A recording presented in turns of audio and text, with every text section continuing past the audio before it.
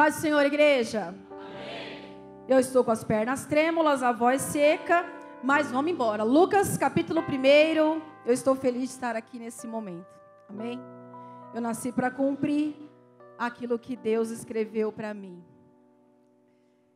E eu sei que na agenda dele está escrito que hoje eu estaria aqui compartilhando algo com vocês, que eu também tenho sido ministrada. Amém? Lucas capítulo 1, no versículo 5. Louvado seja o nome do Senhor. É muito bom ser chamada de menina. Aos 37 anos, mãe de 4 filhos, não é verdade? Mas nós somos eternamente os meninos e as meninas dos olhos de Deus. O Espírito Santo é quem nos preserva, quem nos conserva, é quem aformoseia o nosso rosto, é o Espírito Santo na nossa vida. Amém? Lucas capítulo 1, versículo 5 diz assim: Existiu no tempo de Herodes, rei da Judéia, um sacerdote chamado Zacarias, da ordem de Abias, e cuja mulher era das filhas de Arão. O nome dela era Isabel.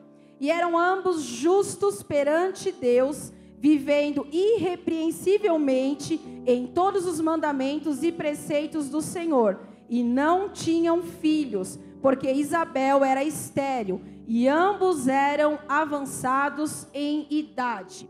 Então, eu quero começar o texto dizendo a respeito de um casal que eram avançados em idade, que não tinham filhos, mas que a Bíblia deixa claro que eles andavam irrepreensivelmente na lei do Senhor.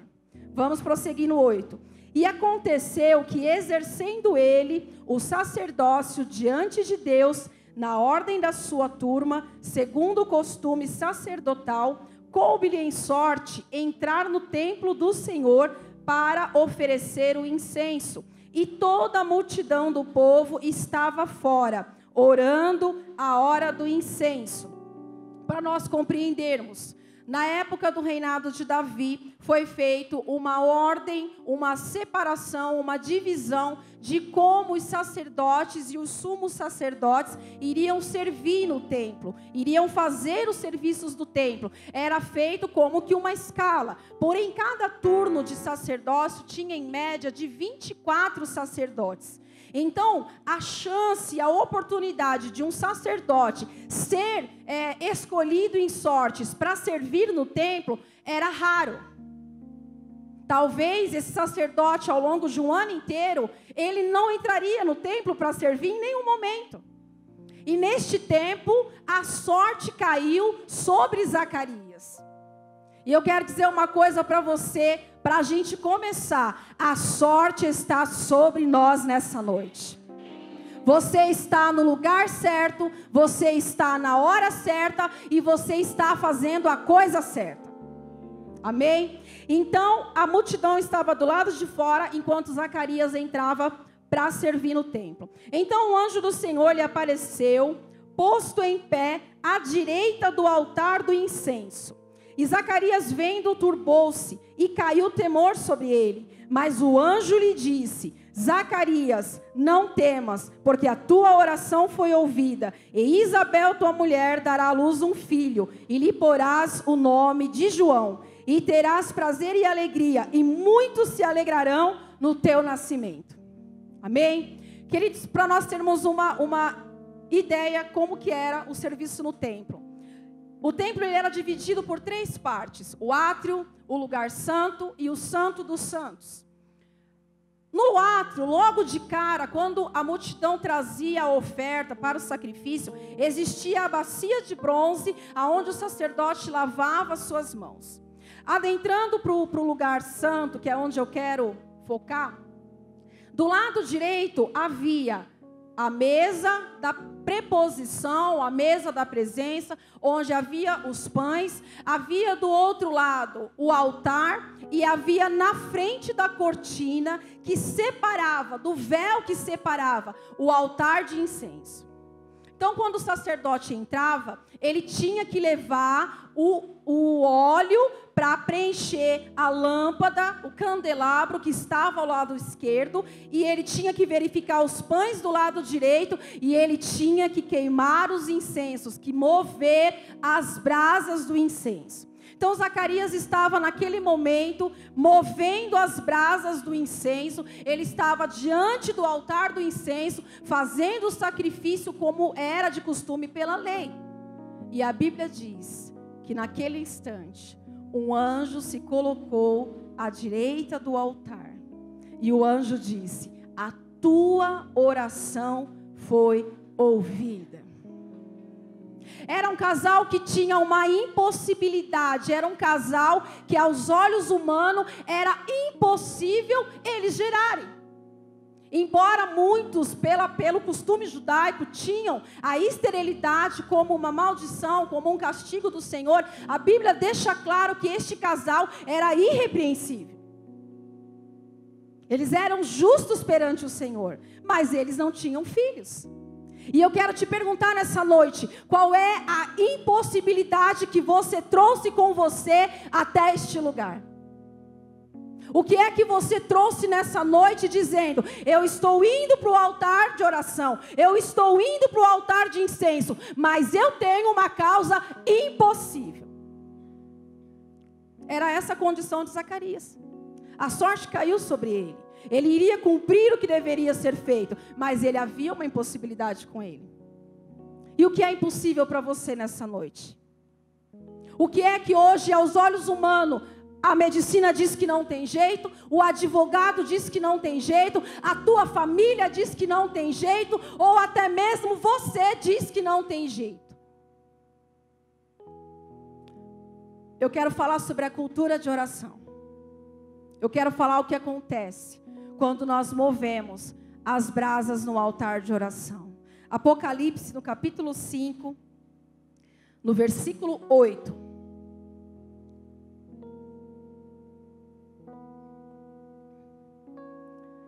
É gostoso falar de oração, porque oração é uma atitude ativa. Ela não é passiva. É muito bom quando nós sentamos e nós só esperamos a profecia, o eis que te digo, mas a oração, ela é uma atitude completamente ativa da igreja.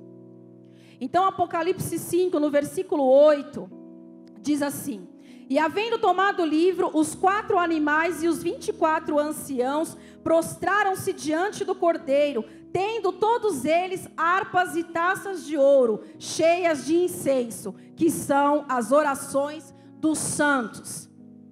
Nessa passagem, nós também vemos acerca de um homem chamado João, que estava na ilha de Patmos, isolado, aguardando a morte, assim como seus companheiros já haviam morrido, e ele tem a maior revelação da sua vida. Eu quero dizer uma coisa para você: neste momento de maior dificuldade e de impossibilidade, você vai receber a maior revelação da sua vida. Ele vê os céus abertos, ele sobe as dimensões e ele enxerga uma realidade do céu. Ele vê os 24 anciãos com harpas e taças na mão. Harpa quer dizer louvores e adoração. Taça fala de oração. E o que me chamou a atenção quando eu fiz essa leitura era que ele observou que as taças estavam cheias.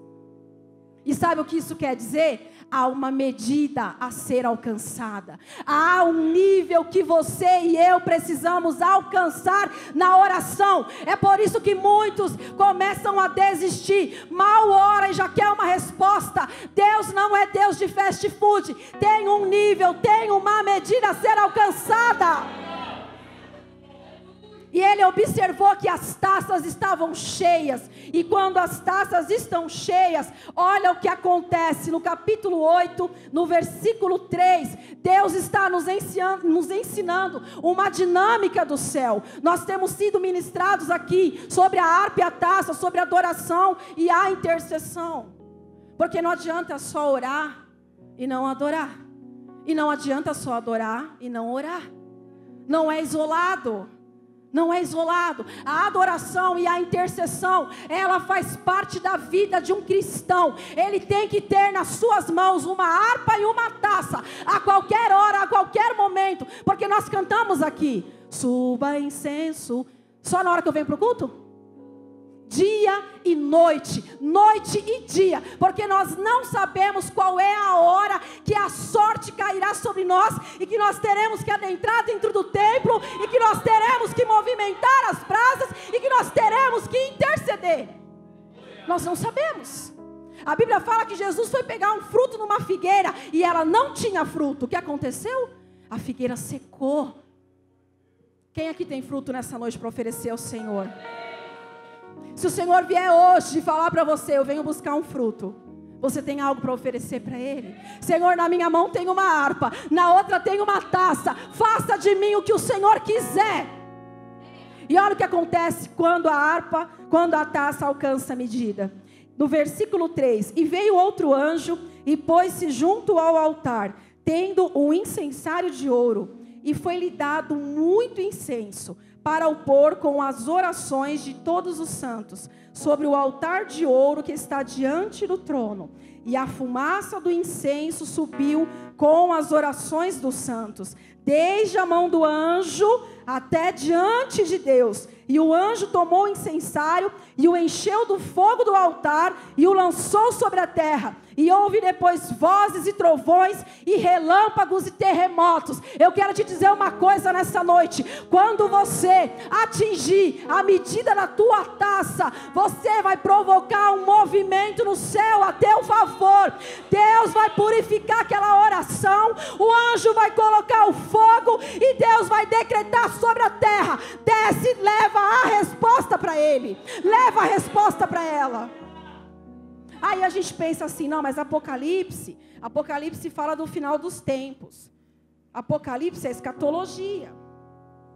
Olha como a igreja de Atos dos Apóstolos, como a igreja primitiva compreendia a dinâmica do céu. A Bíblia fala no capítulo 10 de Atos de um centurião chamado Cornélio. E a Bíblia diz que este homem, ele orava e ele fazia benevolências aos pobres. E que diante do Senhor havia um memorial. Eu quero falar uma coisa para você. Eu quero te trazer à memória nessa noite algo que vai te dar esperança. A tua oração não cai por terra, não. Há um memorial perante Deus. Há um memorial. E a Bíblia diz que este homem estava orando quando foi perto da hora 9 do dia, às 3 horas. Que coincidência, na hora que o sacerdote ia sacrificar. No mesmo horário. No mesmo horário, às 3 horas, Deus abre uma dimensão. Ele vê claramente numa visão um anjo de Deus que se dirigia para ele e dizia: Cornélio. Este, fixando os olhos nele e muito atemorizado, disse: que é, Senhor? E o anjo disse: as tuas orações e as tuas esmolas têm subido para a memória diante de Deus. O anjo desce, o anjo rompe as dimensões. Por quê? Porque Cornélio atingiu a medida da taça. A taça dele ficou cheia. Deus purificou a oração. Deus movimentou os anjos e falou: agora você desce e você leva a resposta para o meu filho. O anjo desceu, o anjo deu um direcionamento para Cornélio, e todos os homens da casa dele, todas as pessoas da casa dele foram salvos. Foram salvos. No mesmo livro de Atos, no capítulo 12, nós conhecemos a história. No versículo 4: e havendo-o prendido, o encerrou na prisão, entregando-o a 4 quaternos de soldados para que o guardassem, querendo apresentá-lo ao povo depois da Páscoa. Pedro, pois, era guardado na prisão, mas a igreja fazia contínua oração por ele a Deus. Pedro estava guardado por 16 soldados. Humanamente era impossível uma fuga. Humanamente era impossível escapar. Mas a Bíblia diz que enquanto ele estava preso, a igreja estava orando incessantemente. Eu quero te falar uma coisa. Pode ser qual for o nível de cativeiro que alguém estiver, se eu e você como igreja fizermos oração incessantemente, até atingirmos a medida da taça, Deus vai mandar o anjo descer. E olha o que aconteceu. E eis que sobreveio o anjo do Senhor, e resplandeceu uma luz na prisão, e tocando a Pedro do lado, despertou dizendo: levanta-te depressa. E caíram-lhe das mãos as cadeias. Eu quero profetizar nessa noite que as cadeias vão cair neste lugar. Porque a cadeia vai cair? Porque eu estou dizendo não, porque está escrito que se eu e você orar, se eu e você orar, nós vamos mover os céus, e Deus vai mandar relâmpago, vai mandar trovão, vai mandar terremoto, e vai abalar os alicerces das prisões. No mesmo livro de Atos, no capítulo 16, Atos 16. Eu estava com essa palavra guardada no meu espírito, e eu disse: quando o Senhor me pedir, eu vou ter um fruto.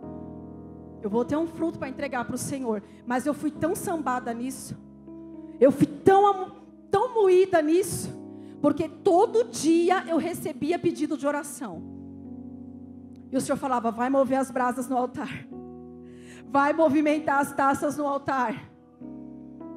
Versículo 16: e aconteceu que, indo nós à oração, saiu ao encontro uma jovem, que tinha espírito de adivinhação, a qual adivinhando dava grande lucro aos seus senhores. Nós conhecemos a história.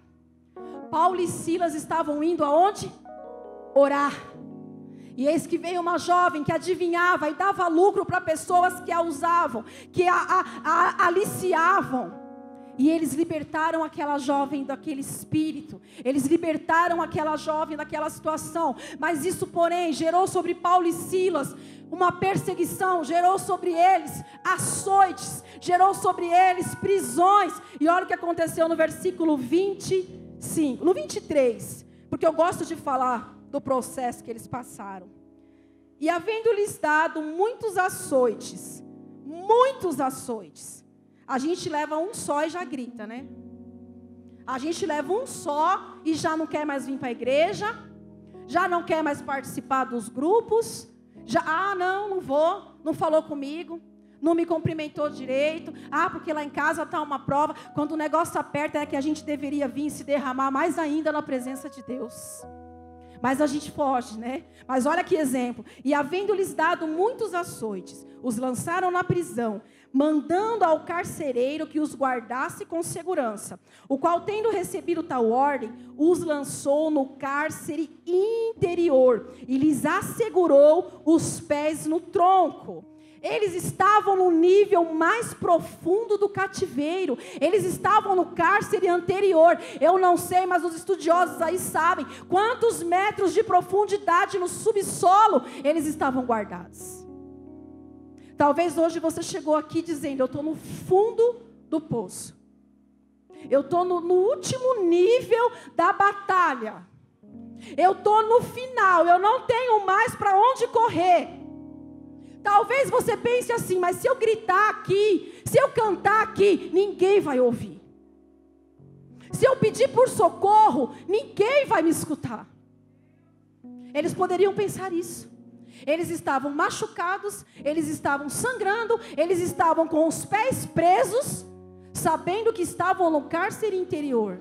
Mas a Bíblia diz que perto da meia-noite, quando fala de meia-noite, fala do ápice da escuridão, fala do ápice das trevas. Eles decidiram movimentar a harpa e a taça. Eles decidiram que essa prisão não vai calar aquilo que nós cremos, não vai calar aquilo que eu recebi. Este cativeiro não vai impedir a essência que Ele colocou em mim. E eles oravam e cantavam hinos a Deus, e os outros presos o escutavam. Quando você movimenta a harpa e a taça, quem está no cativeiro começa a escutar, e ele começa a ser alcançado, ele começa a ser tocado através da sua vida. Eu trabalhava numa empresa que todos os jovens que trabalhavam comigo eram cristãos. E um deles começou a fazer aula de violão e de sábado ele levava o violão para a empresa. E finalzinho do dia, assim, perto do expediente acabar, a gente pegava o violão e começava a tocar. E nós começávamos a adorar e nos alegrar e bater palma e salmodiar o Senhor. E na frente do meu trabalho havia um despachante. E a mulher desse despachante sofria de uma doença que a medicina dizia que não tinha mais jeito. E teve um sábado que nós não cantamos. Ela foi lá na porta da loja dizer o que aconteceu com os louvores de hoje. E eu disse, o rapaz não trouxe o violão, mas desculpa perguntar, a gente está incomodando a senhora. Ela, não, isso tem sustentado os meus dias, isso tem sido ânimo para minha alma, isso tem trazido paz no meu espírito. Por favor, não pare de cantar. Eu quero te falar uma coisa nessa noite, por favor, não pare de orar, não pare de cantar. Tem pessoas de pé por sua causa. Tem pessoas de pé, porque escuta a tua voz orando, porque escuta você cantando. Enquanto eles cantavam e adoravam, os presos ouviam. E de repente, sobreveio um tão grande terremoto, que os alicerces do cárcere se moveram, e logo se abriram todas as portas, e foram soltas todas as prisões. Quando fala de alicerce, fala de coisa profunda, fala de coisa que tem raiz. Talvez você vá dizer assim, não mexe nisso não, que é caso antigo. Não, já tem mais de 20 anos essa situação, não mexe nisso não. Mas eu quero te falar uma coisa, se você adorar e se você orar, pode ter um nível mais profundo de raiz. Deus vai abalar os alicerces. Mas é porque o meu pai era assim, o meu avô era assim, ele é assim. Não importa a raiz, Deus sacode os alicerces e Deus abre a porta da prisão nessa noite. E todos os que estavam presos foram soltos. Deus tem muito mais interesse na sua vitória do que você mesmo. Porque o raio de alcance da bênção de Deus, você não pode contar. E você não pode medir. Às vezes a gente pensa assim, eu preciso fazer muito para que Deus faça algo. Não, querida. Um simples ajuste na terra gera um grande movimento no céu. Um simples concerto que você faz com a oração gera do céu uma grande resposta e um grande movimento. E para a gente finalizar, voltando lá em Zacarias. Nós sabemos a história. Zacarias, ele fica tão atemorizado e tão incrédulo que ele fica mudo. Ele sai do tabernáculo sem conseguir falar. Ele sai do templo sem conseguir falar. Eu sou tão curiosa que eu queria tanto saber o que se cantava naquela época, o que ele orava naquele momento que o anjo apareceu. E é tão lindo que ele se dirige ao sacerdote e ele fala assim, a tua oração.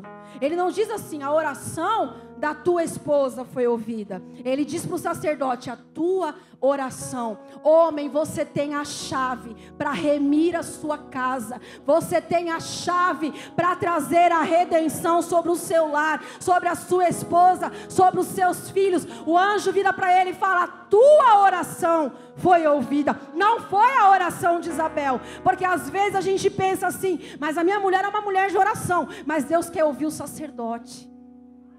É o sacerdote. E é tão incrível, porque às vezes eu oro, queimo na brasa. Aí eu falo assim, amor, ora aí, porque eu já... Ele faz uma oração e Deus responde. Ele faz uma oração e Deus responde. Agora você pode falar assim, não, mas eu gosto de pedir oração para os irmãos que oram, né, pastor?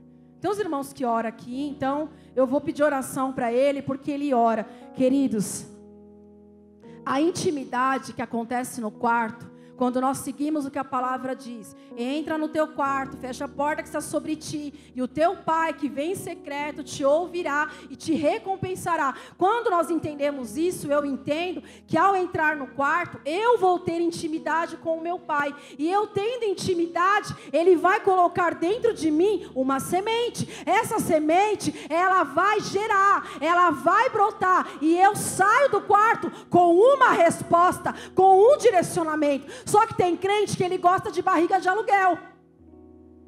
Ele gosta de terceirizar, né? Então, ó, você vai lá na oração. Você vai lá na casa, né? Ora por mim. Você vai lá nas irmãs? Ora por mim. Você vai lá nos homens? Ora por mim. Não, este é o tempo que Deus quer que você tenha intimidade na oração com Ele. Porque quando alguém ora por mim, Deus responde sim. Só que eu vou perder o prazer da gestação. Eu vou perder. E olha que de gestação eu entendo.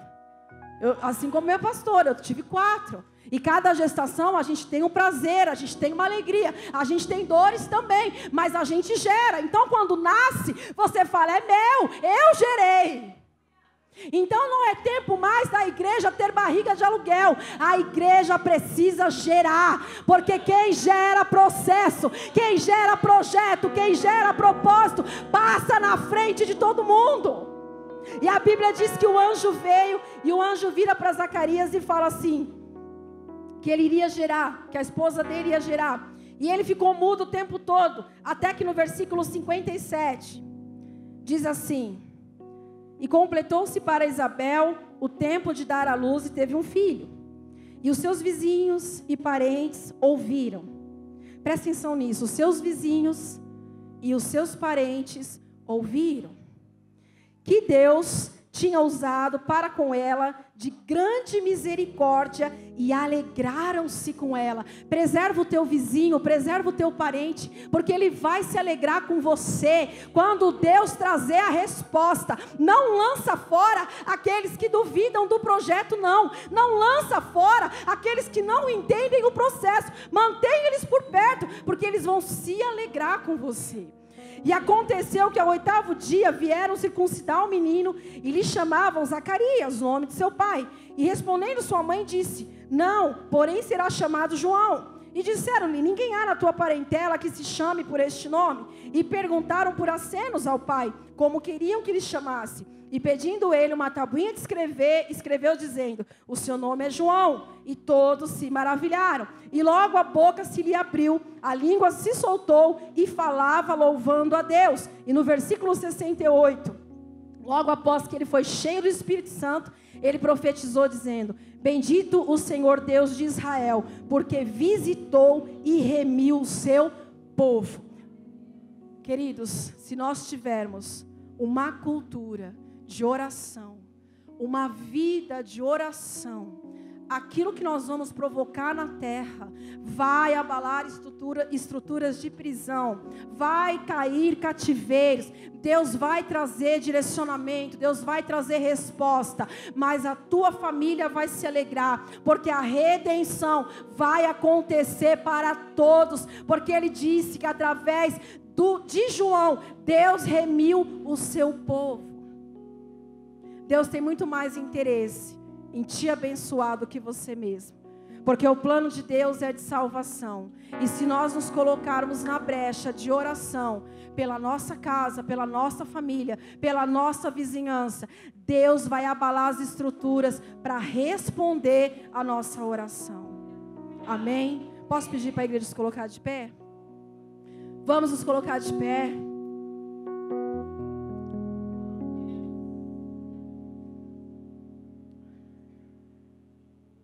Deus ainda produz homens e mulheres de fornalhas. Deus ainda produz homens e mulheres de covas de leões. Deus ainda produz homens e mulheres de deserto. E não adianta você correr, o jeito é só orar. Não adianta você querer convencer com as suas palavras. Jesus gastava horas com o Pai e minutos com pessoas. Nós gastamos horas com pessoas e minutos com o Pai. Jesus nunca descia para a cidade para fazer curas e maravilhas sem antes ter passado uma madrugada com o Pai. Deus tem te despertado, Deus tem acordado você, Deus tem te trazido pessoas com situações drásticas, porque Ele está dizendo para você, ei, eu preciso de um altar de oração. Aonde você está? Porque se o Espírito Santo habita em mim, se eu sou o endereço de Deus na terra, quando eu me posiciono perante o altar do incenso e eu começo a movimentar as brasas e adorar e orar, não tem como Deus não responder, porque Ele não vai validar a sua palavra. Está escrito que se o meu povo, que se chama pelo meu nome, se humilhar, se arrepender dos seus maus caminhos e buscar a minha face, então eu ouvirei do céu, eu perdoarei os seus pecados e eu sararei a sua terra. Nós precisamos entender isso. Às vezes nós falamos, quando na verdade nós deveríamos nos calar, e nós deveríamos dobrar os nossos joelhos, e nós deveríamos subir a dimensão, e lá sim, falarmos, até atingir a medida da taça. Quando eu estou sendo provada numa situação, quando eu me sinto afligida, abatida, eu lembro dessa palavra, e eu viro para o inimigo da minha alma, e eu falo para ele: espera só até eu alcançar a medida da minha taça. Espera só até eu alcançar a medida da minha taça. Você está me afligindo, você está me oprimindo, mas eu vou continuar aqui, porque eu não vou levar meus problemas para as redes sociais, não. Eu vou levar para o altar, porque é no altar que eu vou ter resposta. É no altar que Ele vai colocar uma semente em mim e eu vou gerar. E quando chegar o tempo, quando chegar a hora, eu vou ver a criança nascer e eu vou ver a resposta. Há pouco tempo atrás eu fui tão perseguida por uma pessoa, tão perseguida, e eu falei: Jesus, põe uma trave na minha boca para eu não responder, Senhor. E eu fui para minha casa e eu dobrei meu joelho e eu falei: Pai, o Senhor conhece o meu coração, o Senhor sonda meus pensamentos, vê se há em mim algum caminho mau contra ela, se houver, me purifica nessa hora. Mas Senhor, eu coloco perante o teu altar essa situação. Passou 30 dias, essa pessoa me ligou chorando: eu quero te pedir perdão, porque eu fui orar, porque a única coisa que eu disse para ela: vai orar e Deus vai te responder. E ela disse: quando eu fui orar, eu tive um sonho com você, e Deus falou para mim: peça perdão para minha filha. Ela falou: pastor, eu não pedi. 30 dias que a minha vida travou, 30 dias que tudo deu errado na minha vida, 30 dias que todas as coisas ficaram presas. Então eu me lembrei do sonho, e eu venci o orgulho, e eu venci a vaidade, e eu tô te ligando mesmo com medo e mesmo com vergonha para te pedir perdão.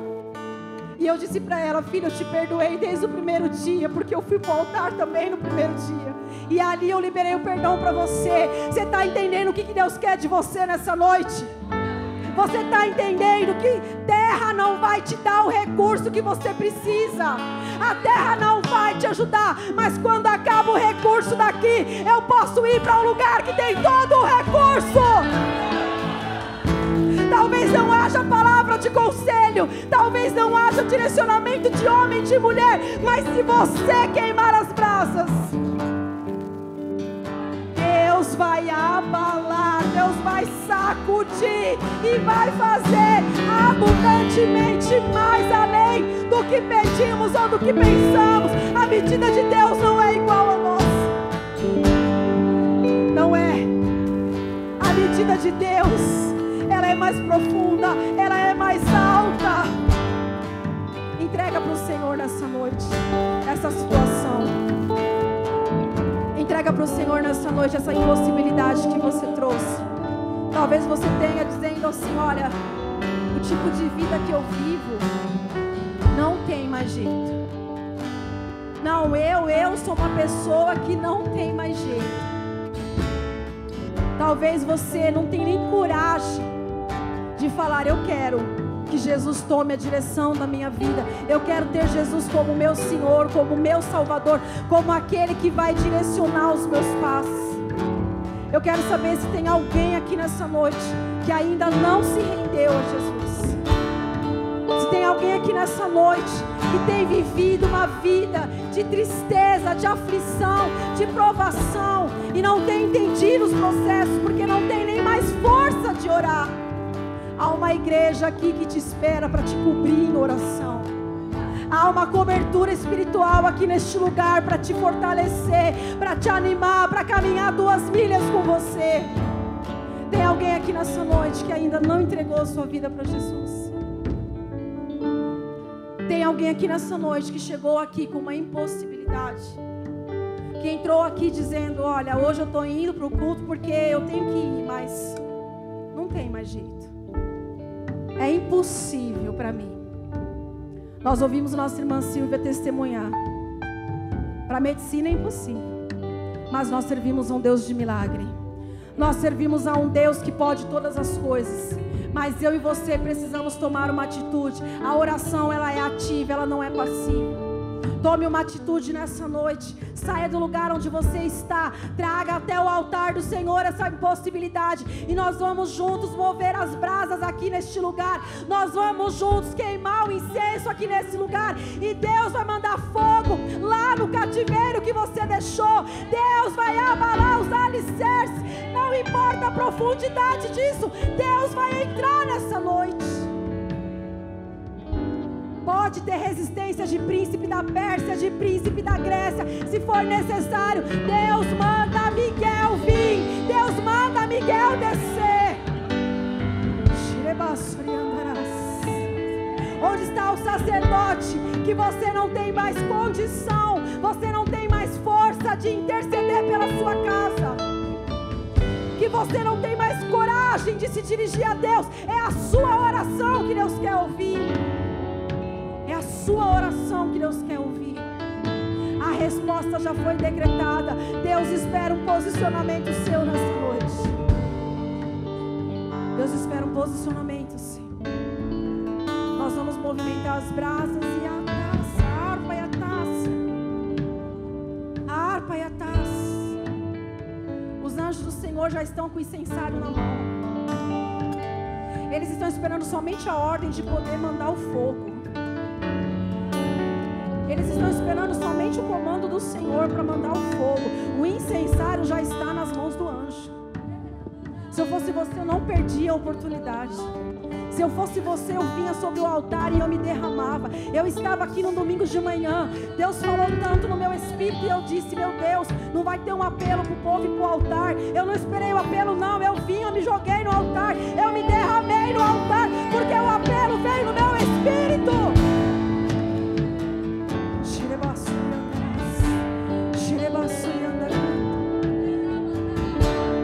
É você, varão.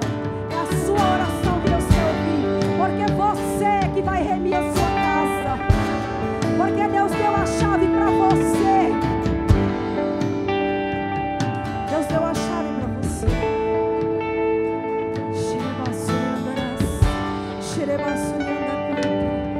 Pai, em nome de Jesus. Senhor, nós estamos diante do altar da oração, mas com uma diferença de Zacarias. A diferença é que o véu foi rasgado. A diferença é que Jesus, Ele me deu acesso. Eu não dependo, Senhor, do turno. Eu não dependo mais da sorte. Eu não dependo mais da escala. Eu posso ir no teu altar todo dia, toda hora, todo tempo. Todo tempo eu posso mover, Senhor, as brasas no altar. Senhor, sobre a mão dos teus filhos há incenso, há incenso, há incenso.